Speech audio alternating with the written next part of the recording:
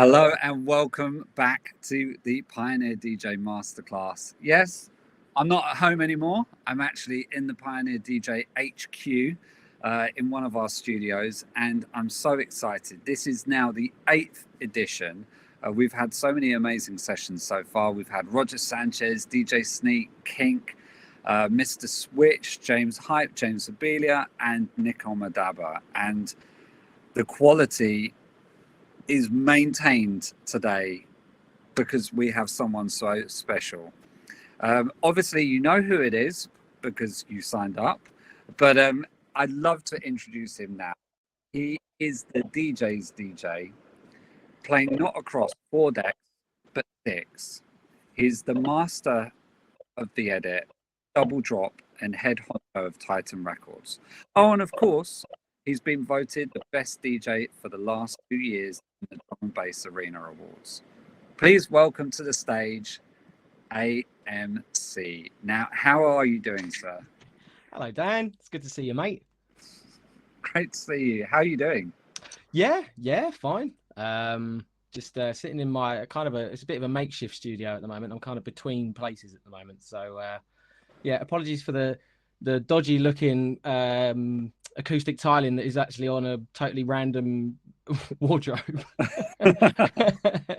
You need to do whatever you need to do to be able to carry on crafting and making, don't you? Hey, mate, do you know what? I wish I could be in that studio you're in right there. I managed to have a little sneak peek of about a week ago, and that studio is incredible. Yeah, it's pretty tasty. You know, I've got a lot of different things here.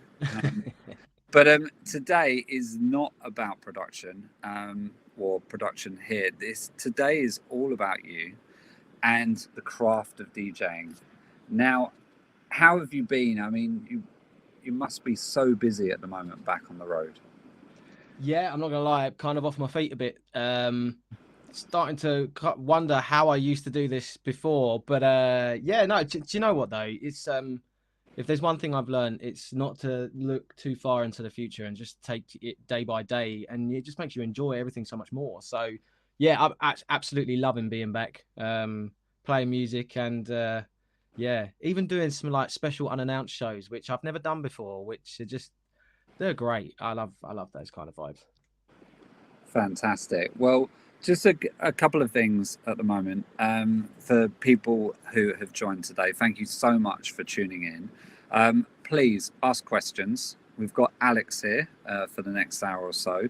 So we want to pick his brains. We want to go deep. We're going to dig deep with you, Alex. So ask questions over here and get busy in the chat as well. I want to see lots of flame emojis, etc., or whatever you feel is most appropriate for what you're going to see and hear today.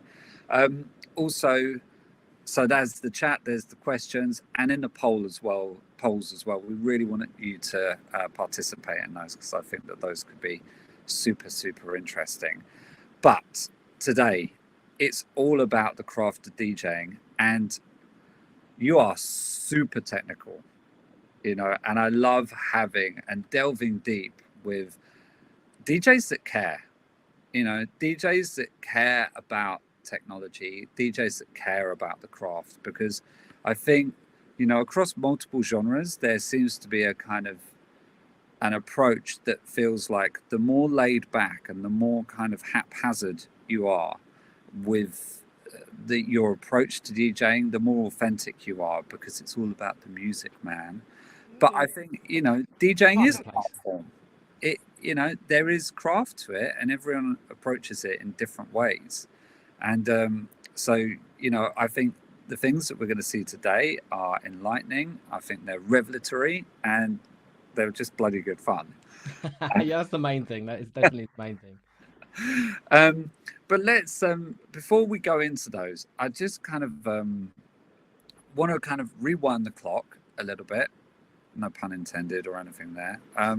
But let's talk about not how you got started, but I think, you know, we're going to see CDJ trickery today and mixer and record box trickery today. But obviously you didn't start on those. I want to talk first of all about how important your kind of vinyl upbringing was to who you are as a DJ today? Yeah, well, do you know what the thing is though? There was something different about like the vinyl days, just in terms of just the way that music was broadcast to the masses. You know, you didn't have any streaming back then. The internet was still a dial-up, so yeah, things were different, man. But it just made things a bit more raw. You know, made things a bit more. It made you like, if you wanted to really get into something, you had to like you had to do your research. You had to go and find these places. You had to go to these shops. You had to go meet people. You know, you had to buy these tape packs. You had to go and buy the records. So yeah, I mean, that's pretty much from where I started. And then eventually got to a point where I was playing so much that and then other people were sending me their music on. I wasn't actually like. By the time I started cutting my own dub plates, the DAT tape era had pretty much disappeared. So I literally came in when the CDs were being given over to cutting houses. So yeah, eventually I ended up like cutting my own plates and then going from there, really. But the minute new technology came on the scene, I don't know, I guess I'm just a typical bloke, really, you know, bit of new tech. I just want to get into it, you know, throw the manual away and then just get stuck in. But yeah, I guess when that started to really happen, and the 1000s came out, and you know, I used to see people like Bad Company, who like back in the day were like amazing artists that I always looked up to musically. They were like one of the first people I ever saw rocking up with CDJs. Like they would literally take their own to a show because there wouldn't be any, and they would be like, "What are they using? Like, what is that?"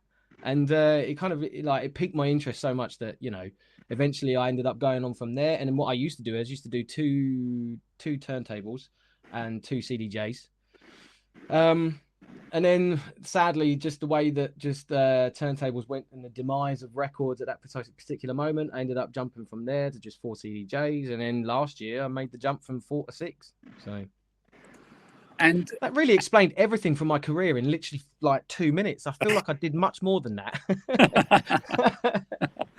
well, we're off to a great start. So for you, I mean, there is an amazing documentary out there that talks about you in your early days and how you used technology and how CDJs changed the way that you perform. Could you talk to me a little bit about that?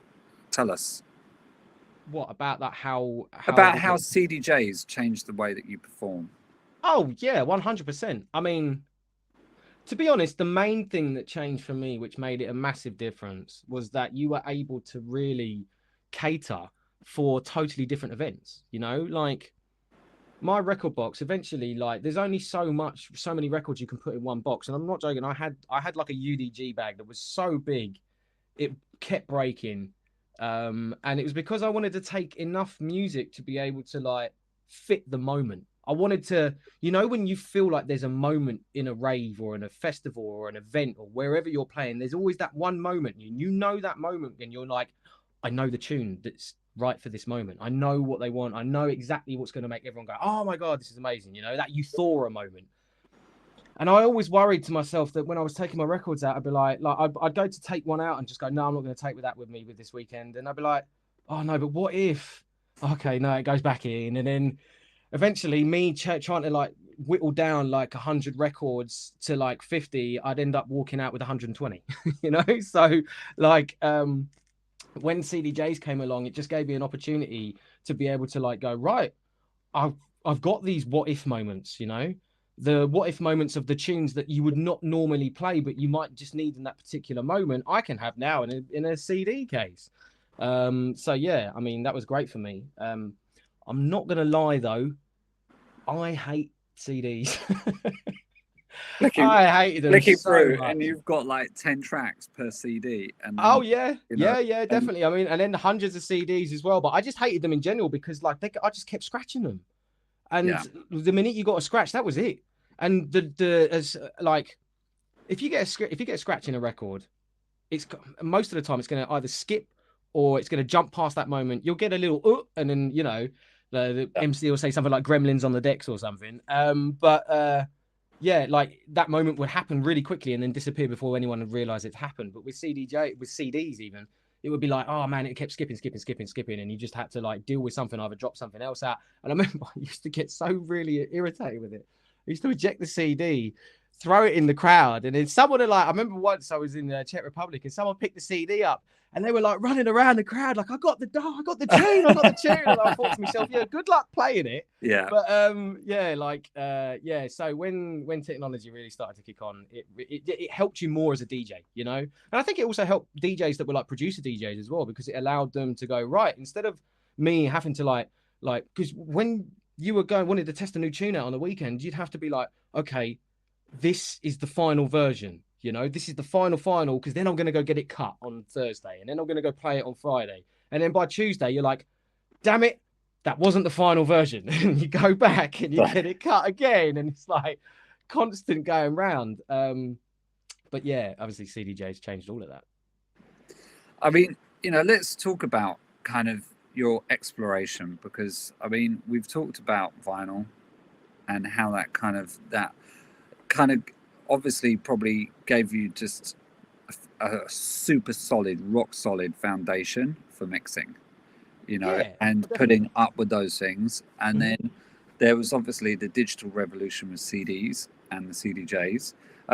But can you talk to me about kind of your creative process for actually how you put things together, you know, how you come up with those mixes? What, these days? Yeah. Yeah, these days,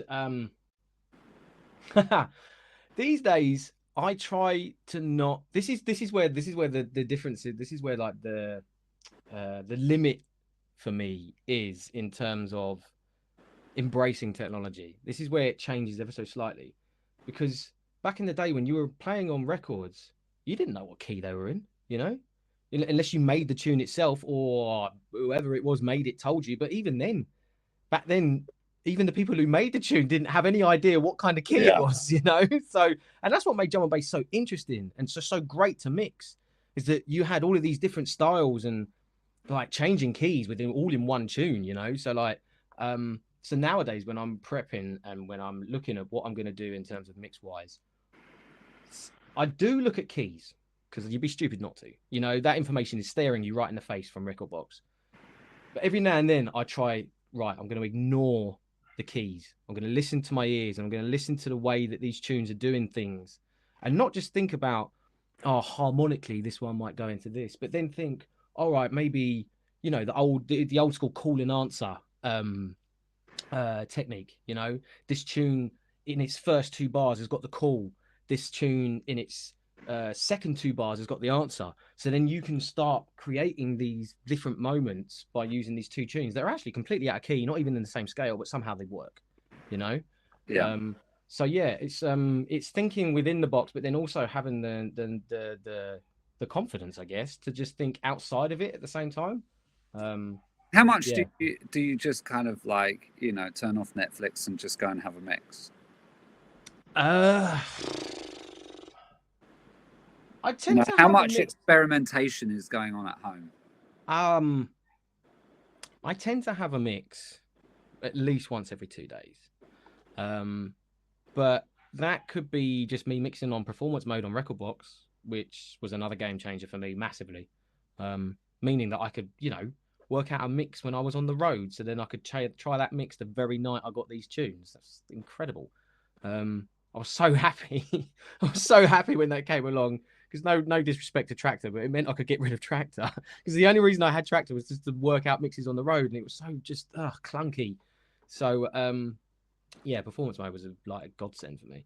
But yeah, I mean, when it comes to like mixing myself within my own time, it depends. If I've got something coming up that I know I'm really excited for, or I get sent a tune and I'm like, oh, that's amazing. I'm like, and you suddenly have this idea. It's like, sometimes I wake up, I'll be going to sleep, and you'll be lying there, and you're just about to nod off, and you'll just go, that tune's going to go really well into that tune. Like, oh my God, I need to write it down quick. You know, like it just suddenly just dawns on you, you know. And sometimes it's got to a moment where I've thought of that, and then I've thought of another one, and I've thought of another one. I was like, I'm just going to have to get up and try it, you know. So Yeah. like, and then suddenly like 11 o'clock turns into 3 o'clock in the morning.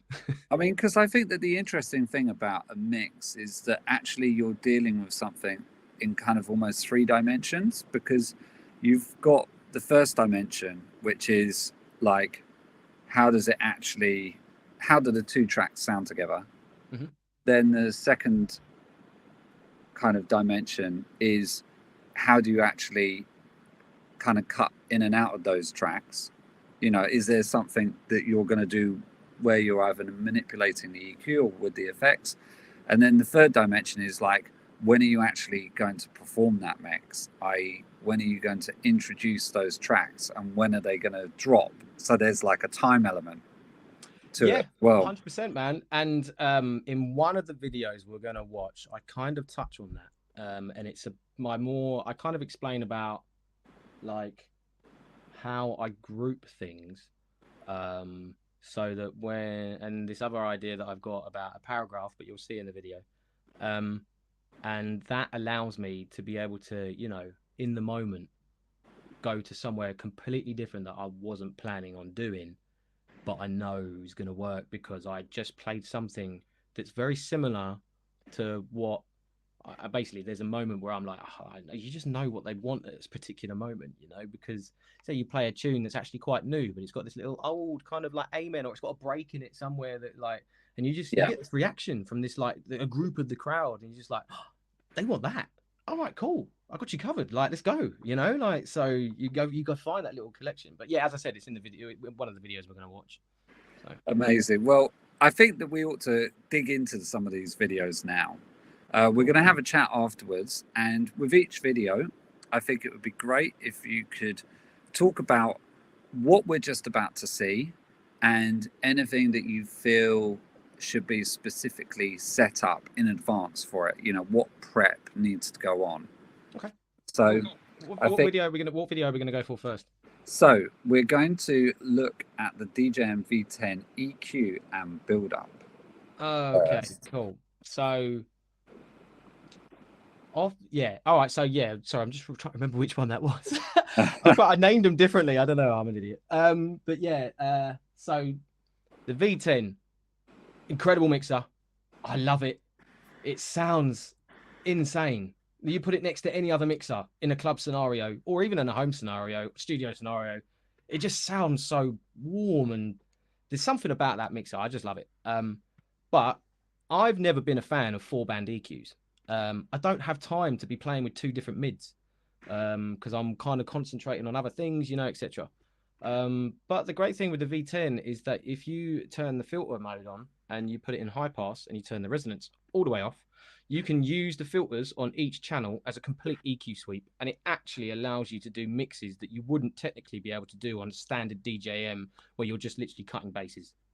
So this is an example of me playing 3 tunes, all with them different keys. They all differently work, and then at the end I do this build up thing that I don't normally do it in a mix, but I tend to do it like either before a breakdown moment or definitely at the end of a set. So fantastic. Let's check it out.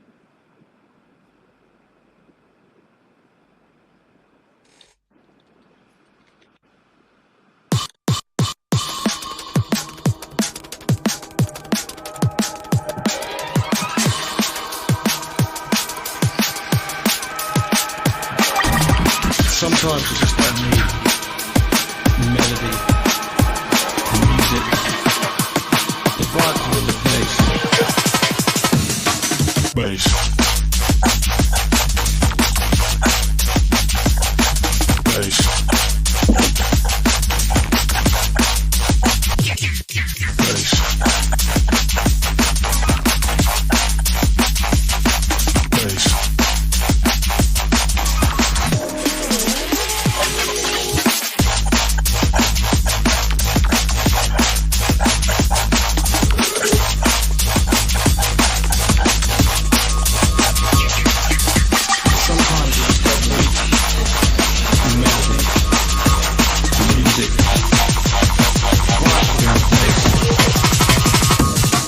Bass.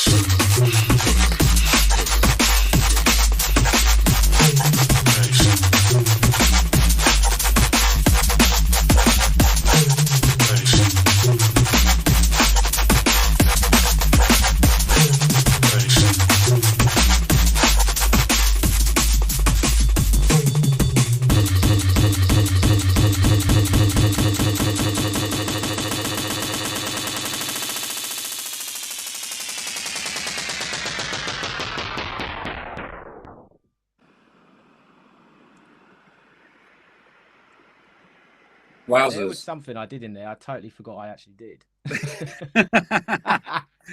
you know, it's actually something I do all the time as well. I do it all the time. I totally forgot I did it.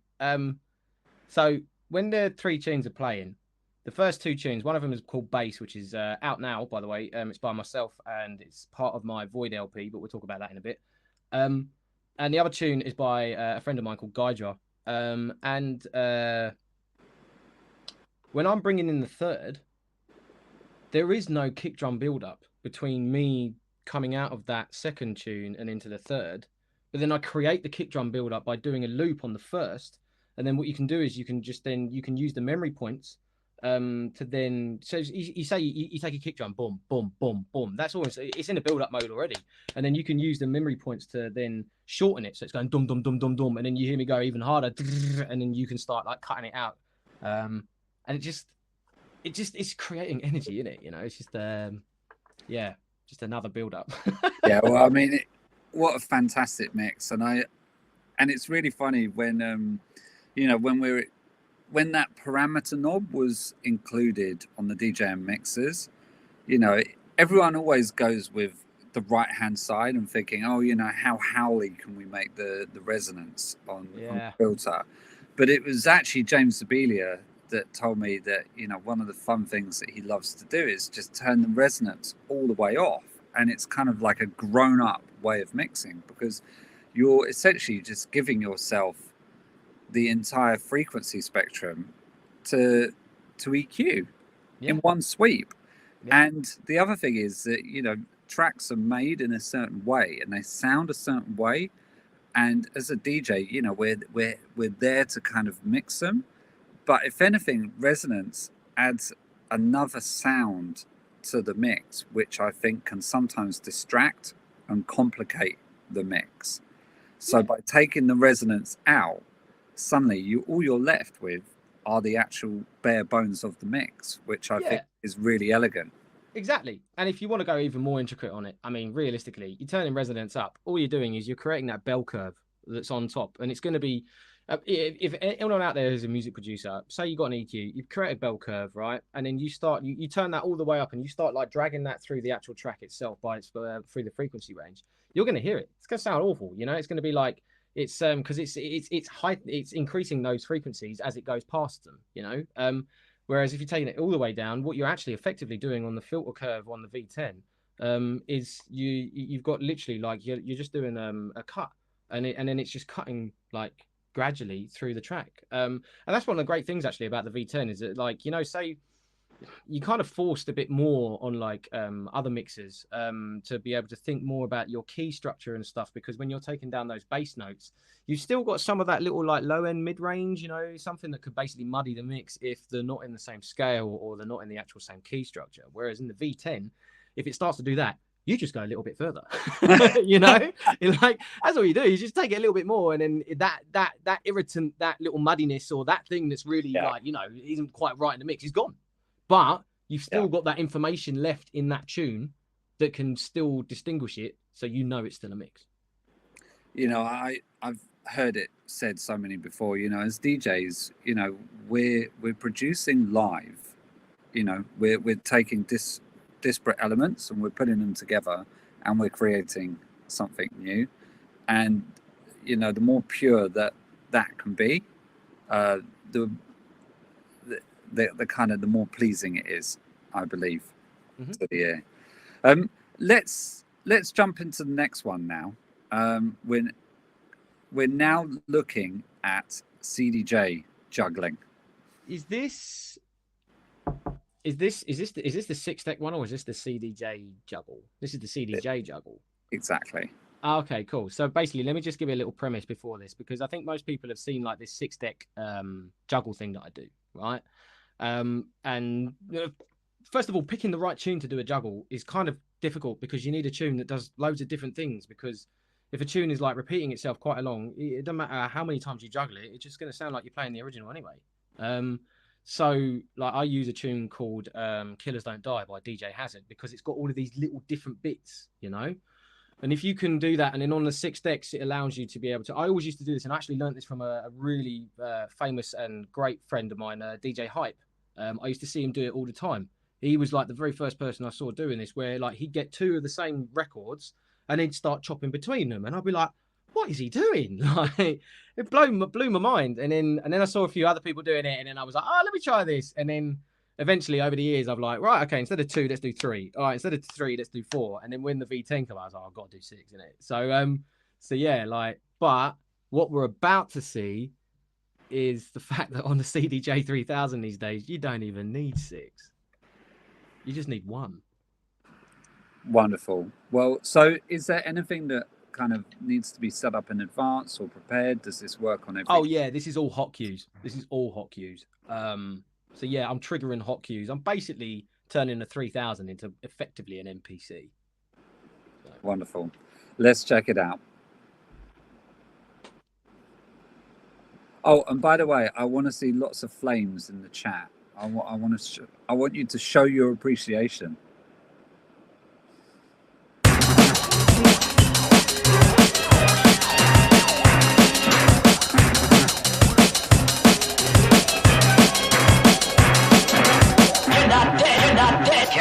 Killer, that's easy.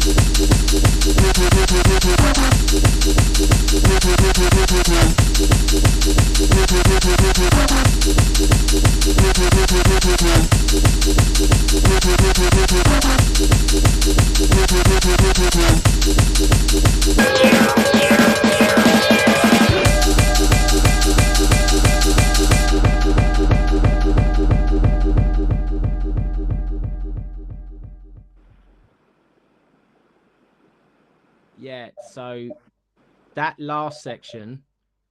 Sorry, can we just, that was fantastic. Thank you everyone for all the flames in the chat. I need over here.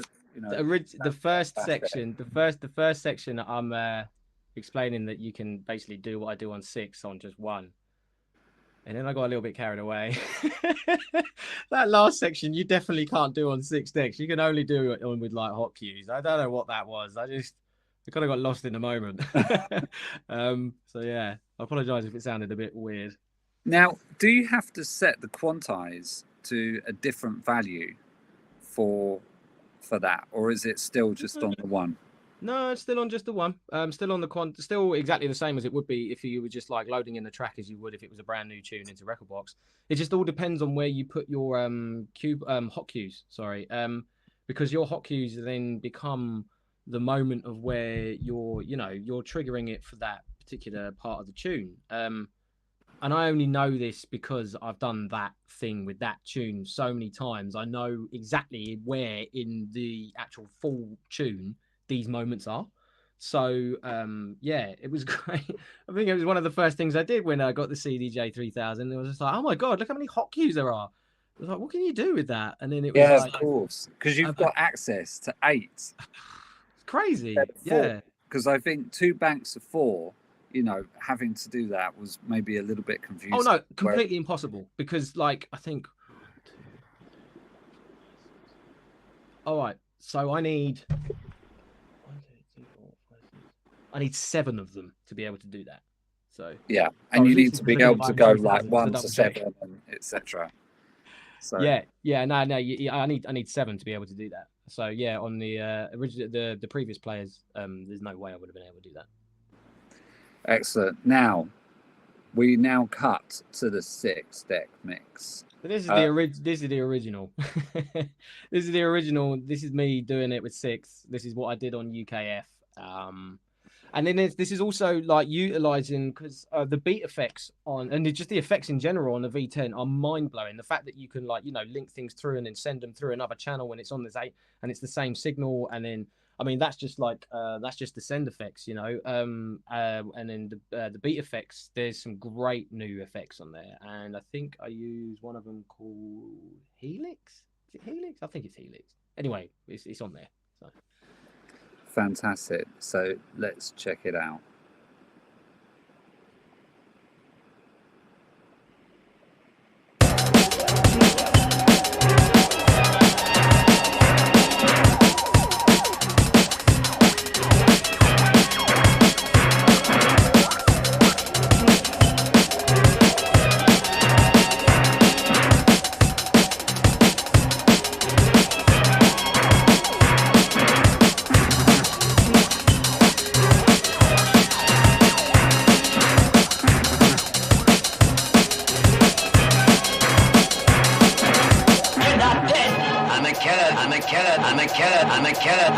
I'm a killer.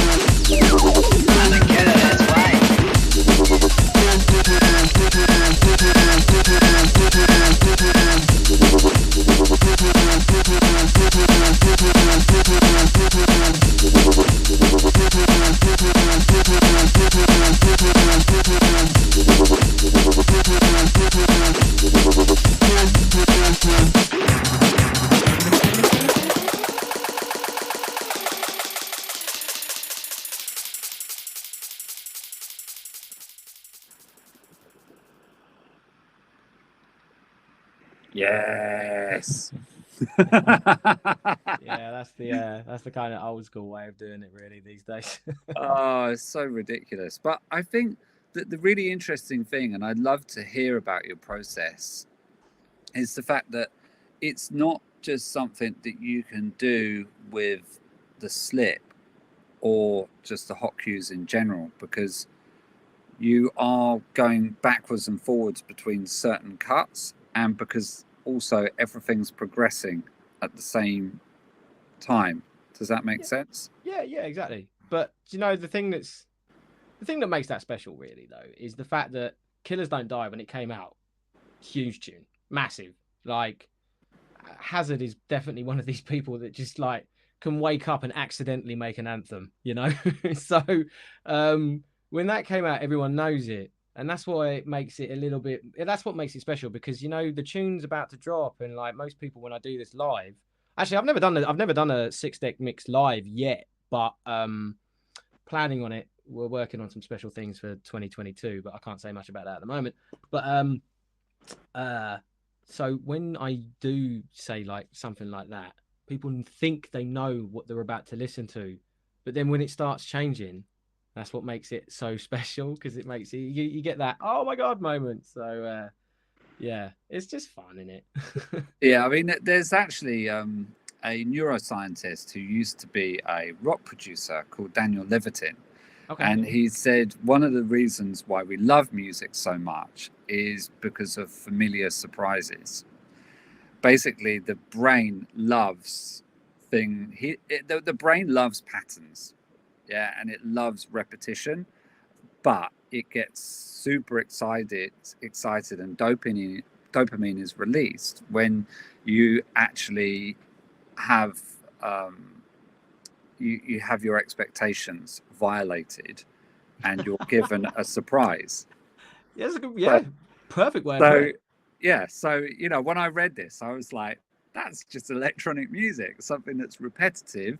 And you know, looking at say drum and bass, where you know you have these rules, but then your expectations are violated when things come in before or after, or an extra bar, or they, you know, that you haven't heard the bass yet, and then the bass comes in, and that's the surprise. So yeah, I think that 6-deck mix as well. You know, let's talk about how did you actually, you know, kind of come up with the idea for that, because I think, to be honest, it shows how creative you are, that instead of thinking about logistics or why or what will people think or whatever, you did it.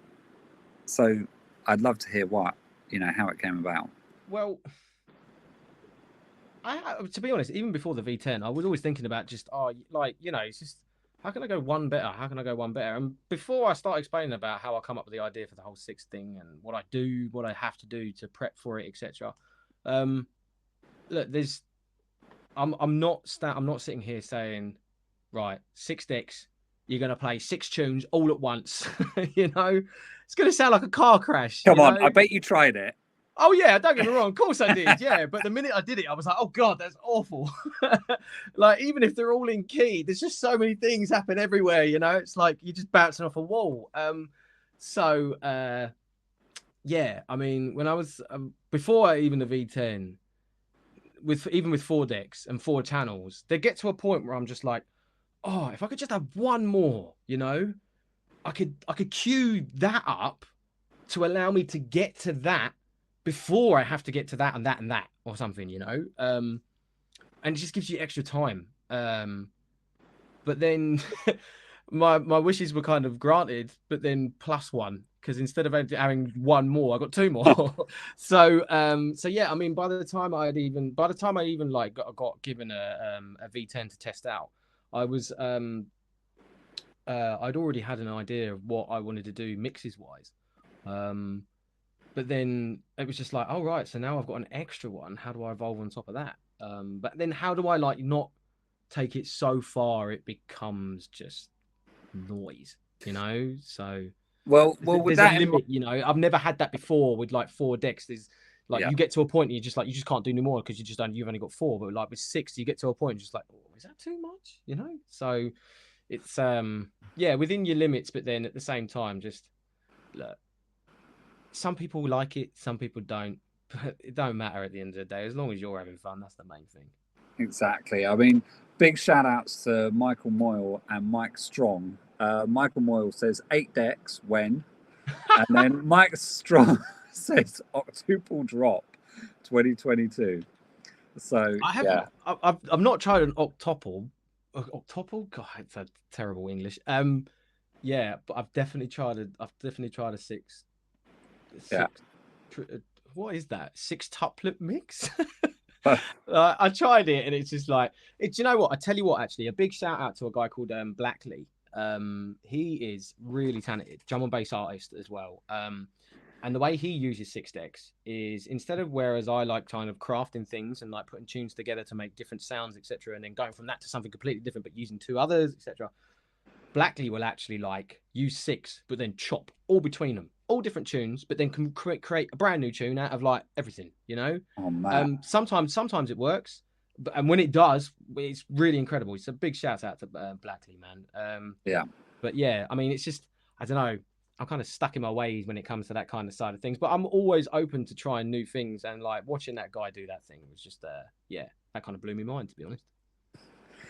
Sebastian Taylor, I wanted to mention this earlier actually, asked what's the documentary that you feature in about the early days in your career.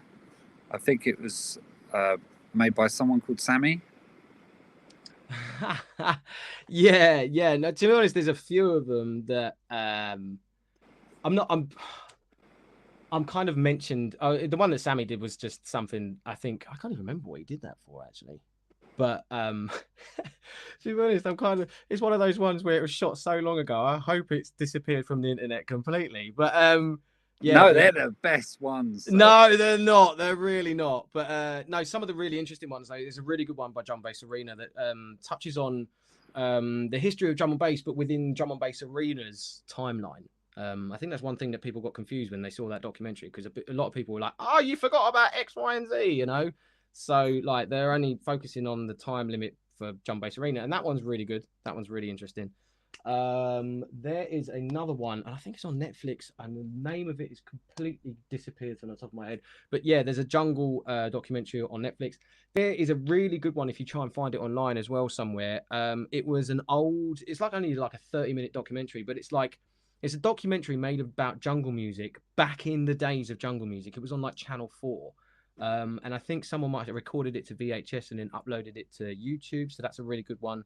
And do you know what? I watched some of these documentaries, I just find just obscure ones about, it doesn't even have to be about music. Sometimes it can just be about sport or someone's like achievement, you know, something that like someone's got to somewhere, and it just kind of gives you that extra like spur, like, oh man, do you know that mix? I'm gonna fix that mix. Or like, you know, when you go back and especially when it's music that you're like into, when you're watching that documentary about whatever it is, and they go back and you're just like, it sparks so many other memories of either A, you just heard a tune on that documentary you could totally forgot about, or B, you just heard a tune on that documentary that reminded you about this set, that reminded you about this MC that had this tune that you had on dub plate, but then you lost that dub plate, but now you remember who had that dub plate, and now you're going to go find that person. Excellent.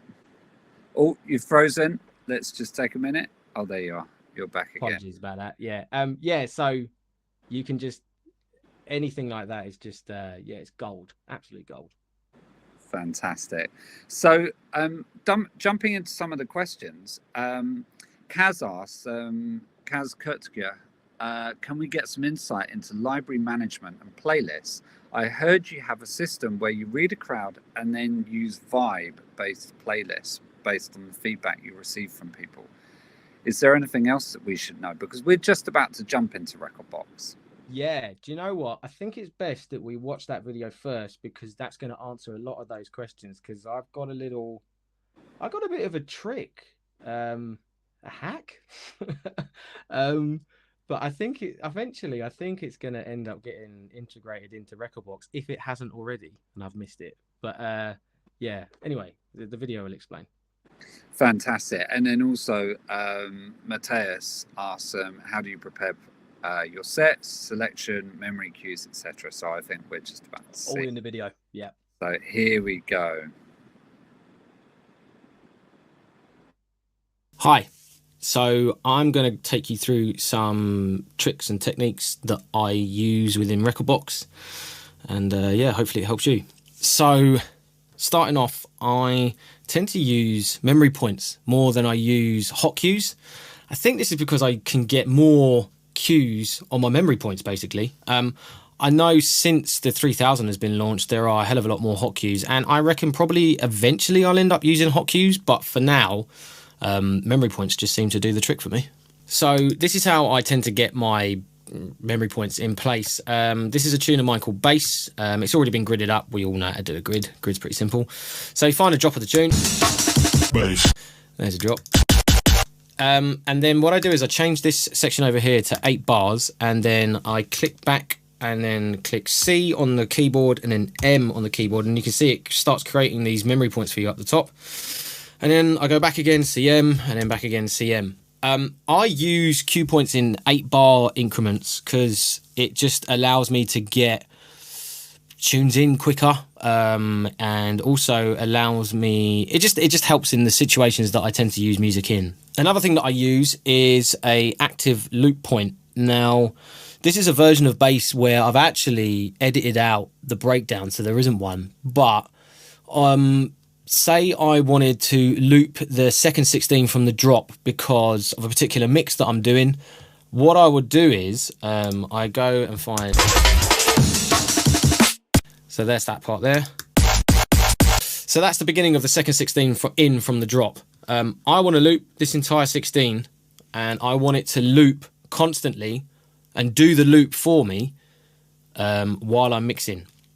So what I'll do is I will change the beat loop over here to 64 beats, which I think is 16 bars. Apologies if I get that wrong. So anyway, we're here where we are right now. I'll click the beat loop, and that creates the loop that I want. Then what I'll do is I'll hit memory point, and then that will create the memory point from the beginning of that loop. Now what I do is I select this button over here, and I change the active loop point from orange to red. Now when this memory point arrives in the mix, it will automatically set that loop point, and it will just keep looping forever.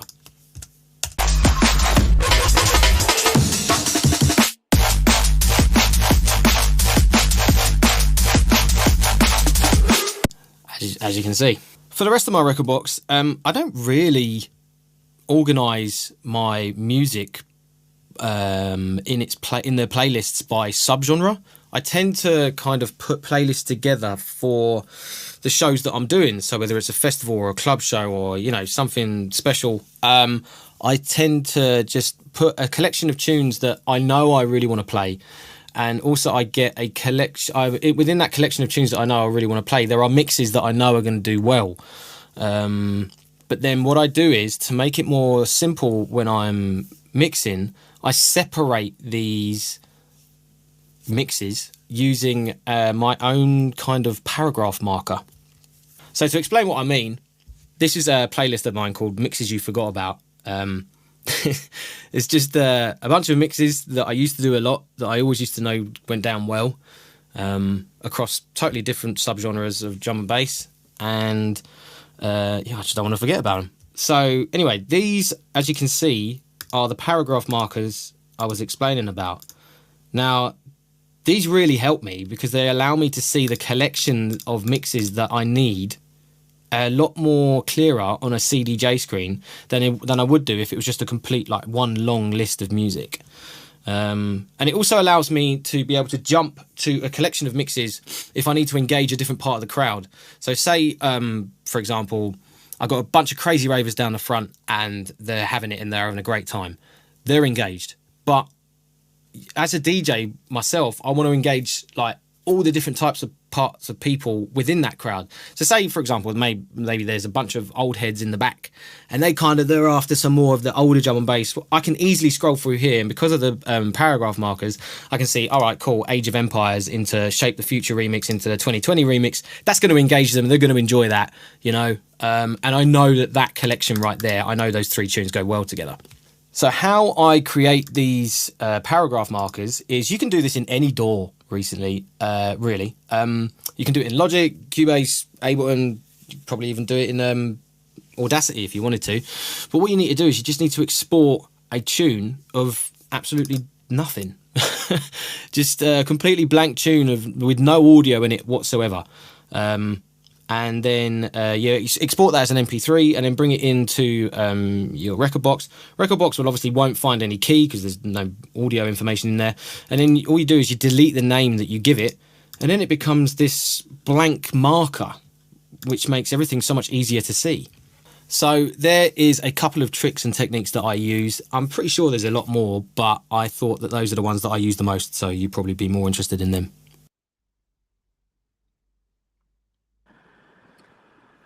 Well, I think that was super interesting and so enlightening into your workflow. And, you know, I think that system, both, you know, for both those things, you know, setting those memory cue points and then setting the paragraph markers, you know, just inspired. So, yeah, thanks for sharing those. Oh, cheers, Dan. Super cool hacks. So, yeah, it's just... to be honest, most of the time it's just because I think I'm just getting gradually blinder. So, which is great because the CDJ screens and they're just getting gradually bigger. So, fantastic. Well, I think you've answered a lot of the questions that we actually had in our questions section. But don't forget, you can ask more in the questions section over there, and also get busy in the chat. And for people asking, will this be available on demand afterwards? Yes, it will, but only via Livestorm. So because you kind people have registered and you've tuned in today, after the webinar, you'll be able to log in and you'll be able to watch this video and skip through my monologues and get to the juicy bits quite nice and quickly. So let's dive in again. We've got a few questions as well. Someone asked, what level do you keep your gains and the master level at for audio quality? Are you a redliner, or do you keep it down a little bit? Look, it depends what it's. Obviously, we're all sensible enough to know that if you're redlining, it's not going to sound as good, you know. But this is where, well, one, there's a few topics in this. One, the DJMs that are available these days, the output levels are just, they're so clever. You know, they're really clever in terms of just. I've never actually tested this, but I'd be interested to find out whether you just got a DJM, you played 4 tunes all at once, cranked all the gains, all the masters, and just see how it sounded on the way out. You know, because I got a feeling it wouldn't be just a complete like mishmash, but at the same time, as I said, if I was going to be starting somewhere, and say like I was going to be doing like a stream or something, of course I'm not going to be redlining, but every now and then, because you're mixing so many tunes at once, your master is going to peak in the red, because you've got 3 tunes at once, and every now and then you're swapping the filters and the EQs, etc. When it comes to a live scenario, say like look, for example, I came on after. Actually, I'm not even going to say his name because that's just not fair. But no name and shame I here. came on after a certain DJ the other day when I was playing at a festival, and it was the red line was just blocked. It's like brick walls. And what do you do in that scenario? So what I do is I tend to like slowly take it down on his last tune. So it's kind of going down, but you can't go all the way down, because if you went all the way down to where it's like completely under the red and we're just talking yellows and oranges only, you're not going to have the impact. That your set's not going to have that, that first tune of yours isn't going to be as loud basically as the last tune that Matey Boy just played. So it's a bit of a battle, but when you see that's why like turning up just having a quick little look at the mixer. If it's redlining, have a chat with the sound engineer or the stage manager, who then can go and chat with the sound engineer and say, right, do me a favor, I will drop this down for you, pick me up in the PA, Yeah. So and if they don't understand you, then you're just gonna have to redline it.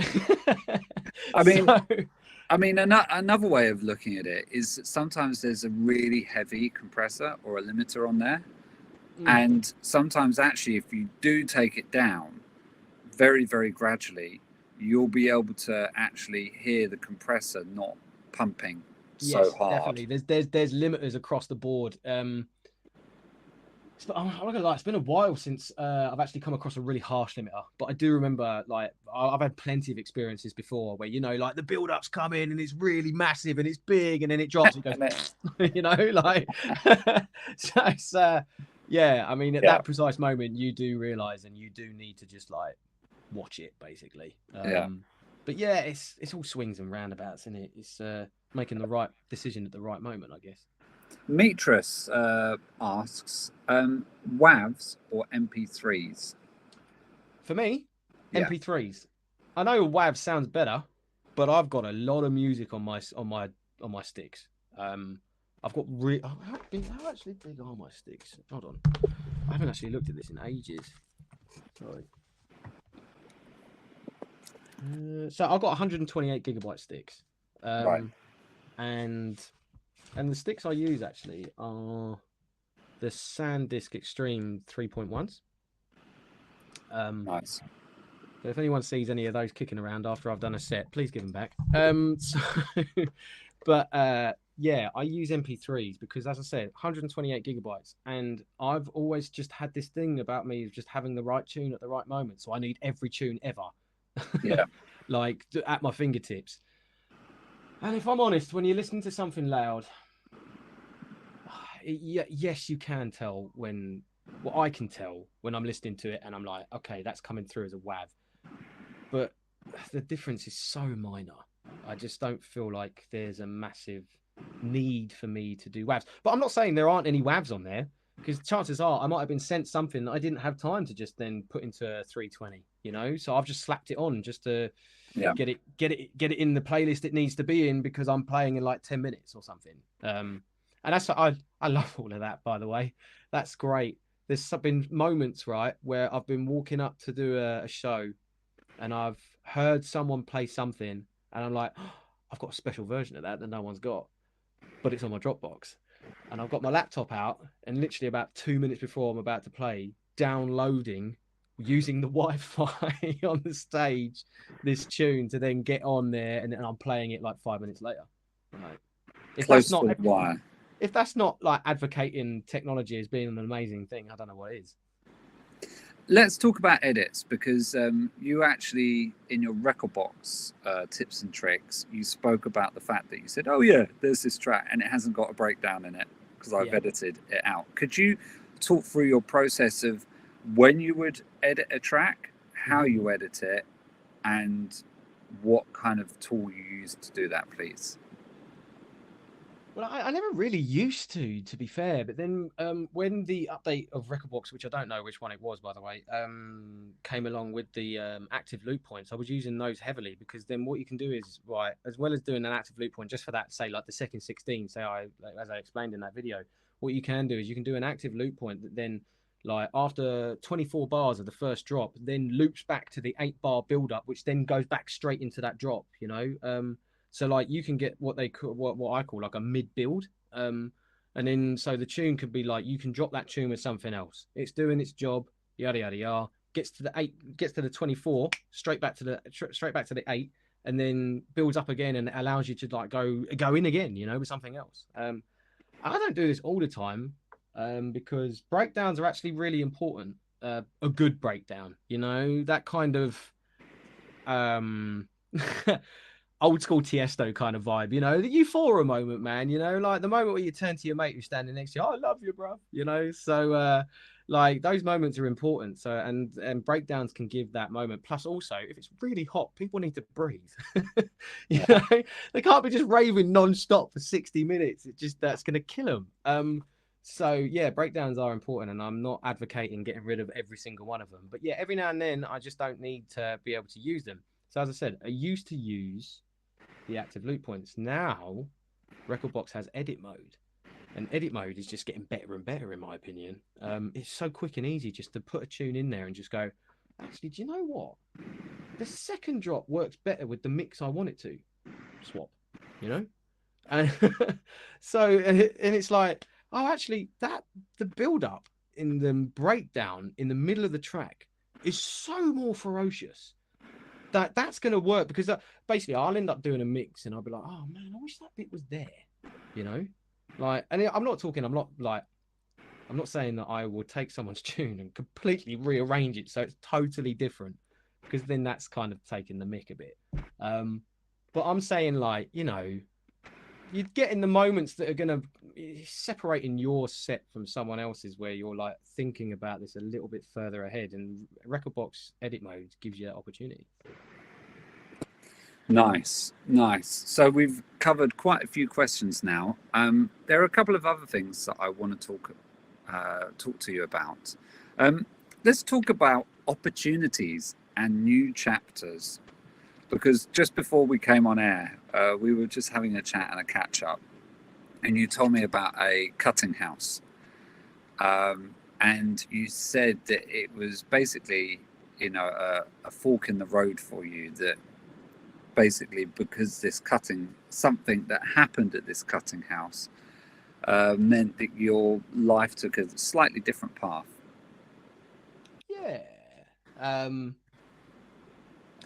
I think, first of all, one of the main things I want to say is that these days, drum and bass is like so inclusive of everyone, every color, creed, like whoever you are.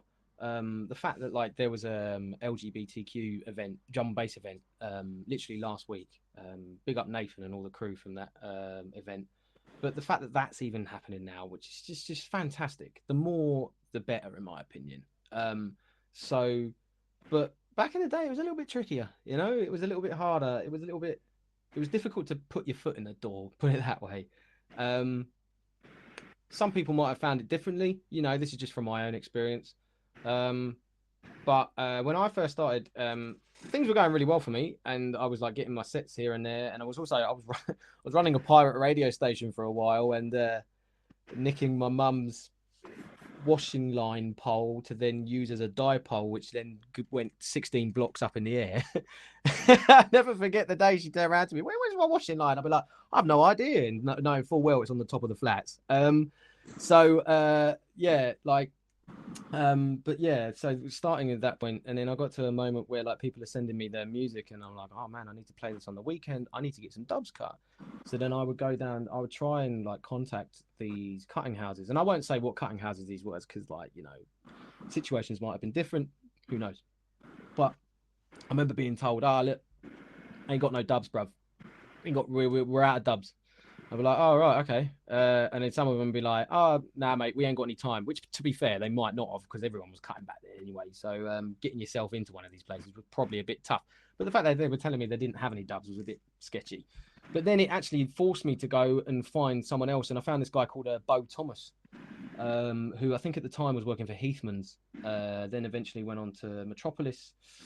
And then he started his own thing. And now he runs a company called 1087, which is a mastering company. Now, every year at the Drum Bass Arena Awards, they do this thing where it's like the industry award, and like they ask like artists or DJs or anyone who's in the industry, who do you think deserves it? Every year I vote for Bo, because no one realizes how much influence and how much this guy's pretty much touched almost every drum and bass tune. He's either mastered it, put it onto dub plate, or, you know, he's been involved in somewhere along the line for so many different tunes. And just like, oh, here's an example. You got some records at home. Get the record out. Look at the etching around the actual internal side of the disc. I guarantee some of them are going to have Bo like written on them, and that's Beau. Anyway, so because I couldn't go to this cutting house, I met Bo.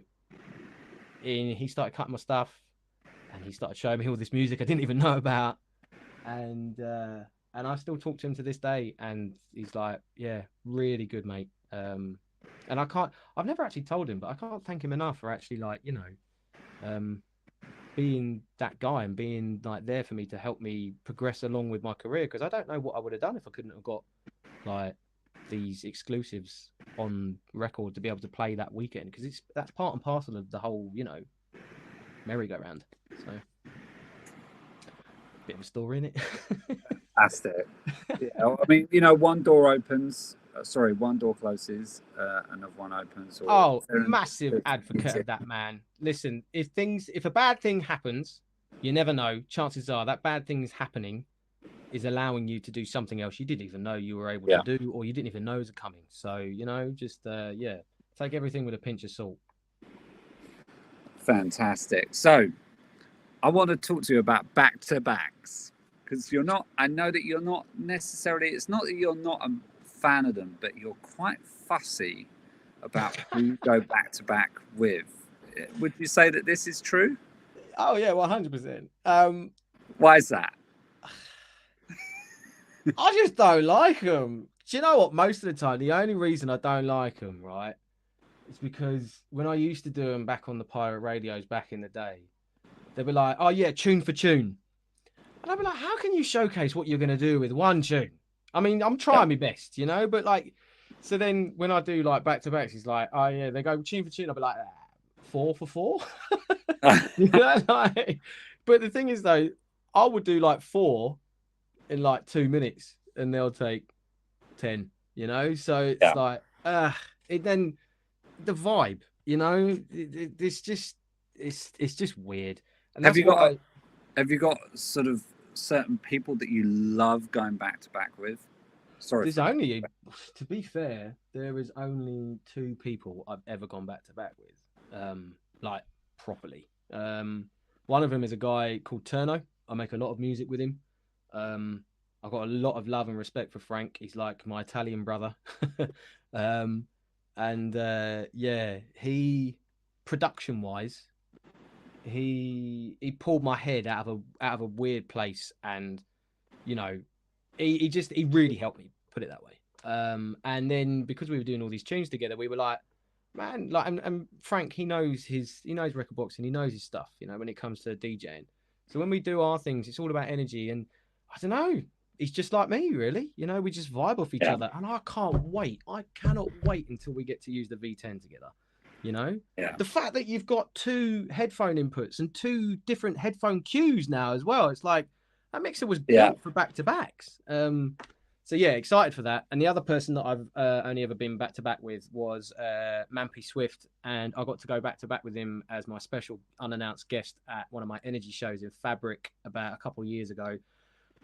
And if I would have told myself that I was going to go back to back with Mampy Swift about 15, 18 years ago, I would have probably told you to bugger off because I wouldn't have believed you.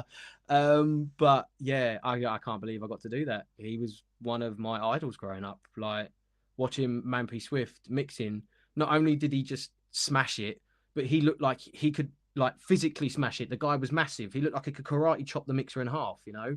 Like, and it was like that presence and the aura of Mampy Swift combined with just the way that he was just doing these mixes was just, yeah, and I got to go back to back with him and I couldn't be happier. We need to do it again, actually, I think. Wonderful. Kieran McDowell has asked, are you playing in Scotland anytime soon? Glasgow, but in particular. Not off the top Very of my specific question there. That's a very specific question. Not off the top of my head, but if I'm honest, at the moment, I'm like living. Actually, it's a complete lie. I always live like 2 weeks. I only go so far as 2 weeks because I've turned up at like the wrong airport or something. Like, and I've turned up at Gatwick before, and they'll be like, "What time's your flight, sir?" And I'll be like, "Oh, it's 5:45," and they'll be like, "No, that's from Heathrow." Damn it! So, to not get confused, my advancer and my team only like give me all the information that I need for 2 weeks. So I don't actually know Glasgow wise. I swear I was there though about a year and a bit ago. I can't remember. It was quite a boozy affair. And could you just break down the anatomy of a double drop and how you prepare for it? The anatomy of a double drop. There's a couple of ways I would probably look at it. One, you're creating a monster, basically.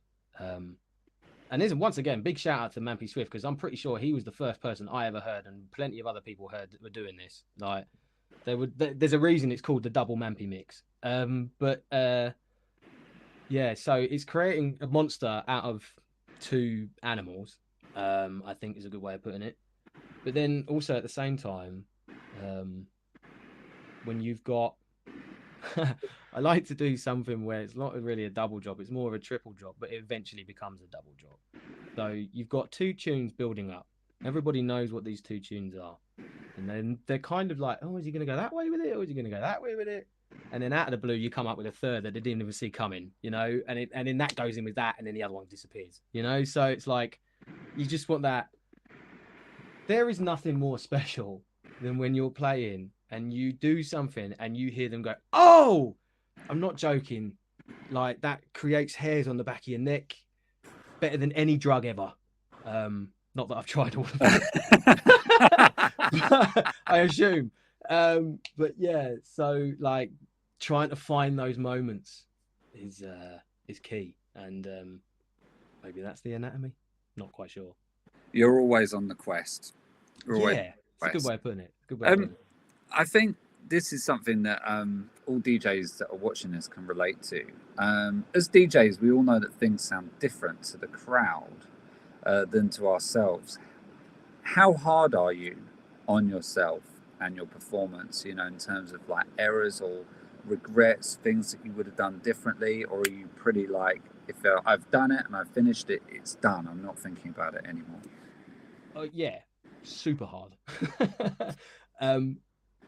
This probably going to shock a lot of people, but I don't think I've ever watched any of my mixes back ever. I can't. I'll pick it apart and then I'll be like, oh no, this is awful, take it down, you know. And so I just don't. Moments, maybe, like if someone's clipping something from a set that I've done that I will then, you know, post on my socials, then yeah, I'll probably watch that moment because I have to, because it's only that short section. But yeah, I mean, I think the way I think about it is, if you ever get to a point where you're satisfied, maybe it's time to stop.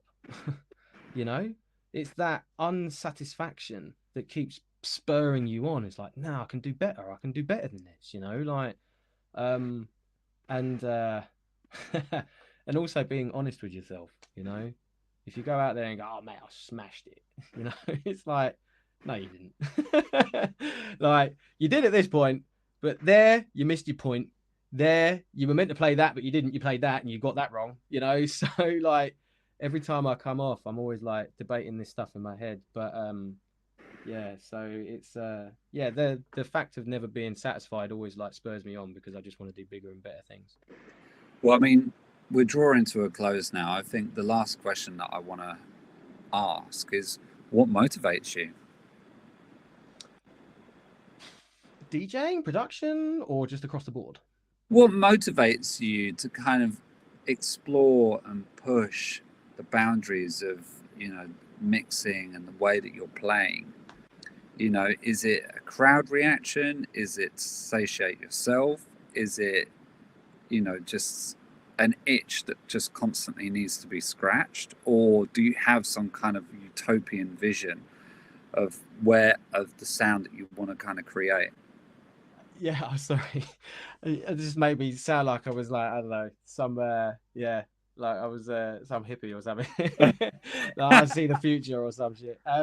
Nah, the I it depends. I mean, the crowd thing, yeah, 100%. That's definitely in the top 5 of things that spur me on, because as I said, there's a dark side to this though, right? Is the fact that basically a lot of like musicians just in general, not just like DJs,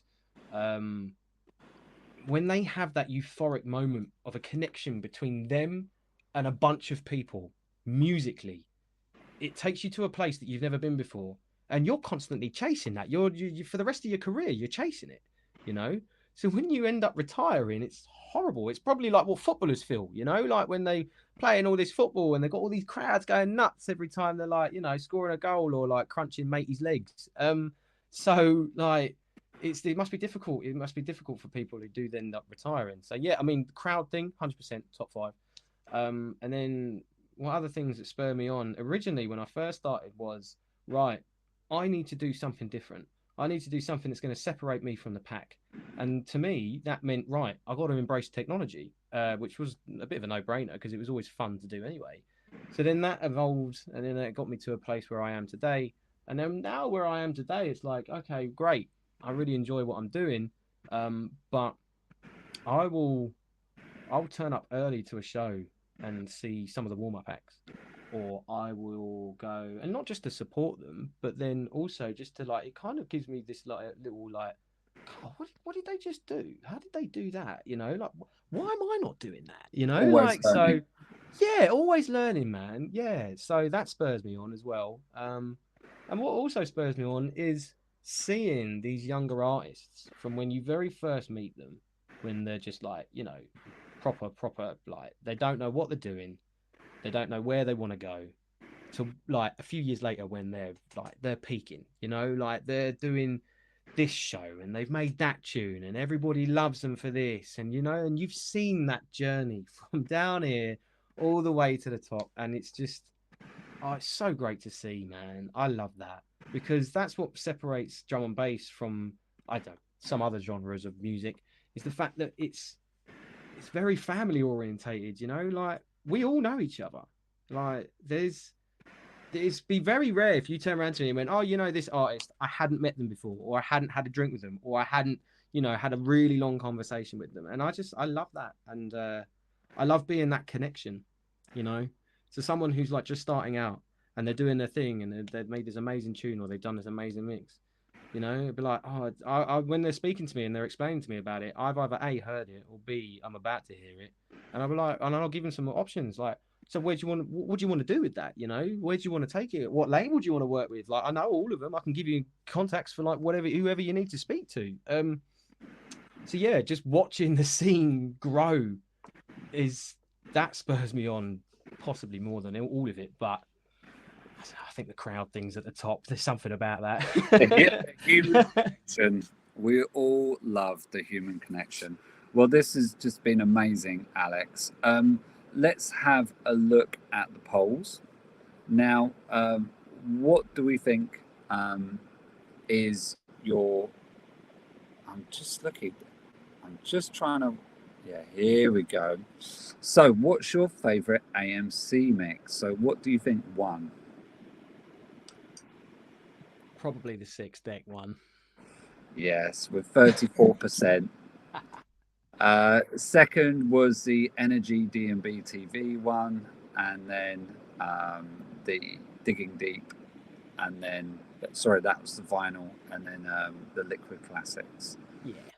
So, what's your favorite AMC track or remix? Which one do you think? A Tap Ho is going to be at the top. Yep. but bass was just 2% below that. So Oh, get out of here! Oh, yeah, that's so nice. Tempo had 28% and bass had 27%. Oh, that's nice. So closely followed thanks, by guys. Eject, and then Followers, and then Operator, Energy, Triggers. Oh, that's great. Do you know what? Right, quick story about the Tap Ho remix. Like Tom TC, good friend of mine, still actually a really good friend. He gave the stems out as a remix competition online many years ago. I did my own version and I played it, let it roll, and then it was all going off. And then suddenly we decided to release it. I honest to God didn't think it was going to be as popular as it was. And I remember the day he said to me, he was just like, "Yo, yeah, so yeah, do you want anything from this? Do you want like any royalties or publishing or anything?" And I went, "Nah, bruv, nah, you keep it, mate. You know." Stupidest decision I've ever made, that one. Always got to go with the point. But he's my boy, and he's helped me, and he's hooked me up since. You know, he's come to play at my events for like dirt cheap, and you know, we're working on plenty of other things together. So you know, it's all love. Fantastic. Well, so let's we're just rounding things up now. We want to just quickly talk about, you've got a single coming out.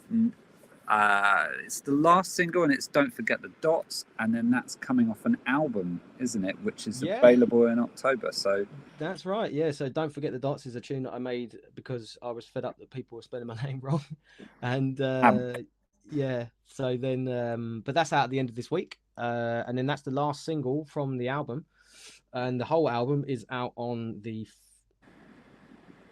it's at the beginning of October. I really should know the date to that, to be fair. But yeah, it's at the beginning of October, and that's going to have Void and all the other bits and bobs on it as well, which people have been hounding me for a while. But I love that tune, and I've been trying to hold on to it for as long as I can. So